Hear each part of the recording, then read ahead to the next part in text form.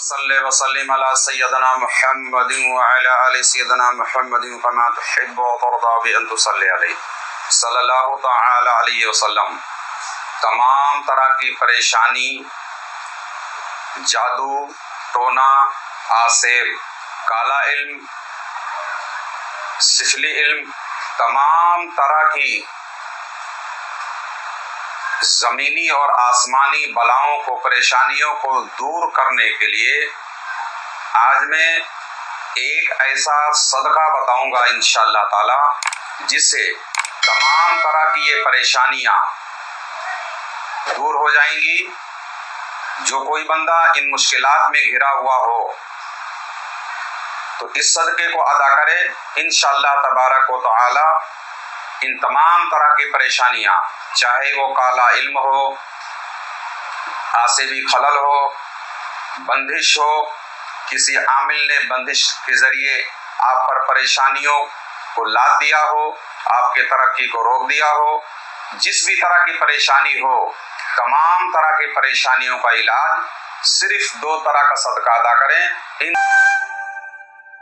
ستاروں کی گردش یا نحوست یا جادو ٹونا، نظر بد، آسیبی یا جناتی خلل، بندش کے اثرات ہو یا روحانی یا کالا علم، کسی بھی طرح کے جو یہ بد اثرات ہیں، ان سب کا توڑ بسم اللہ یعنی جادو کا توڑ بھی صدقے سے کیا جا سکتا ہے، مگر اس کے لیے مخصوص صدقات ہوتے ہیں۔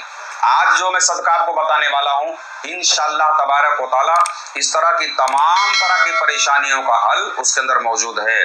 صدقہ کسی بھی مشکل یا بلا کو، صدقہ کسی بھی بلا یا مشکل یا پریشانی کے زور کو کم کر دیتا ہے۔ جو پریشانی کی شدت ہے، اس کا جو طاقت ہے، اس کو صدقہ جو ہے اس کے زور کو توڑ دیتا ہے۔ تمام طرح کی پریشانیوں کی توڑ کے لیے صدقہ ہی سب سے مجرب عمل ہے، جیسا کہ فرمان مولا علی مشکل کشا رضی اللہ تعالیٰ عنہ ہے۔ مولا فرماتے ہیں، شیر خدا تاجدار ولایت فرماتے ہیں کہ جب مشکل میں گھر جاؤ، جب تم مشکلات میں گھر جاؤ تو صدقے کے ذریعے اللہ سے تجارت کرو۔ بات سمجھ میں؟ کہ جب تم مشکلات میں گھر جاؤ، پریشانیوں میں بالکل ڈوب جاؤ تو صدقے کے ذریعے اللہ تبارک و تعالیٰ سے تجارت کرو۔ اس کا مطلب یہ ہے کہ یعنی صدقہ دو اور اس بلا کو ہٹاؤ۔ سب سے پہلے اب سمجھنا یہ ہے کہ اس طرح تمام طرح کی پریشانیاں جو ہم پر آئی ہوئی ہیں، ان کو ہٹانے کا کیا کچھ خاص قسم کا صدقہ ہوتا ہے۔ تو عام آدمی تو یہی سمجھتا ہے کہ ہم روڈ پہ جا رہے تھے، بھکاری نے کہا اللہ کے نام پہ دے دے، اس نے 2 روپیہ دے دیا، صدقہ ہو گیا۔ ٹھیک ہے، بھی صدقہ ہے ایک قسم کا، لیکن کچھ مخصوص صدقات ہیں، خاص طرح کے صدقے ہیں۔ اس کو انشاءاللہ تبارک و تعالیٰ وہی ہمیں آپ کو بتانا ہے کہ اس میں خاص صدقات کیا ہیں۔ تو سب سے پہلے آدمی کو اپنا صدقہ نکالنا چاہیے۔ سفلی علم، کالا علم، بندش کے خلاف سب سے بہترین جو صدقات ہیں، اس طرح کے تمام طرح کے جو سفلیاتی عملیات ہیں، اس کی توڑ کے لیے، اس کے زور کو ختم کرنے کے لیے سب سے بہتر جو صدقہ مانا جاتا ہے وہ مریخ اور زحل کا۔ کس کا؟ مریخ اور زحل کا، یعنی یہ 2 ستاروں کی گردش کے ذریعے ہی، اس کی نحوست کے ذریعے ہی لوگوں پر پریشانیاں عالم سفلی کے اندر مسلط کی جاتی ہیں۔ تو سب سے پہلے آدمی کو مریخ اور زحل کا یہ صدقہ نکال دینا چاہیے۔ اب مریخ کا صدقہ کیا ہے؟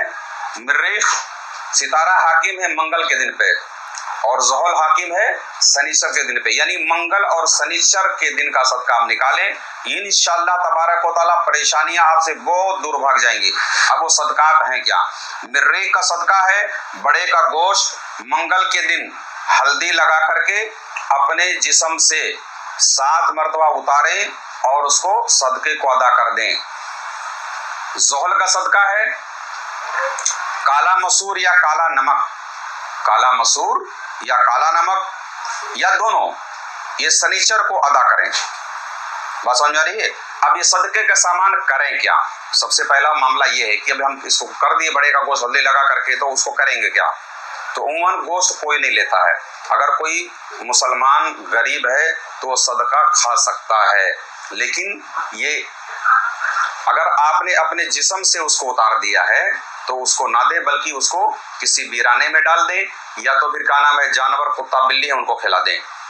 जो ज़ोहल का सदका है वो मसूर है और काला नमक, दोनों में से एक रहेगा तो भी चलेगा और दोनों मिल जाएं तो भी चलेगा। इसको जो है शनिचर को अदा करें इंशाअल्लाह तबारक व तआला। तमाम तरह की आप पर काला जादू, सफेद जादू, किसी भी तरह की बंदिश, रुकावट, तमाम तरह की बीमारियां, जो भी मुश्किलात हैं, आप ज़ोहल और मरीख ये 2 दिन का सदका अदा करें इंशाअल्लाह तबारक व तआला।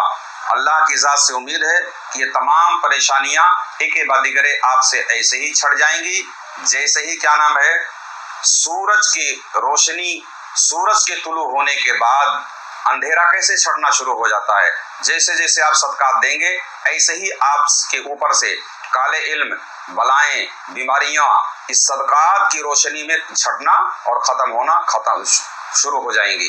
यानी जैसे जैसे सदकात का टाइम बढ़ता जाएगा वैसे वैसे परेशानियां आपका पीछा छोड़ती चली जाएंगी। हाँ, इसमें एक धोखा ये होता है कि आदमी 2 दिन किया 3 दिन किया उब जाता है ना, 2 दिन किया 3 दिन किया उब जाता है। अब वो सोचता कि यार 2 दिन तो सदका किया, अब 2 दिन का सदका किया और 20 साल का कारोबार खत्म है, तो जो कारोबार का सेटअप आबाद करने में आपको 5 साल दरकार है, तो 2 दिन में कैसे हो जाएगा, है ना। तो ये कोई बहुत बड़ा मुश्किल सदका भी नहीं है, इसको आप अदा करते रहें। बीमारी में तो आप क्या नाम है 4-4 साल लगा दिए हैं दवा डॉक्टरों के पीछे घूम घूम के, मुँह से तो आप नहीं उबे, एक के बाद दूसरी तदबीर, दूसरे के बाद तीसरी तदबीर, लेकिन सदके में आदमी उब इसलिए जाता है क्योंकि उसको शिफा मुकद्दर में उसके नहीं होती है, कोई परेशानी है ना में घिरा हुआ है, दूसरी तदबीर लगाने से नहीं उठता है, बाकी सदका करने से उठ जाता है। तो याद रखें, आप सदके को बिल्कुल नजरअंदाज ना करें, इंशाअल्लाह तमाम तरह की परेशानियां आपकी दूर होंगी। अल्लाह ताला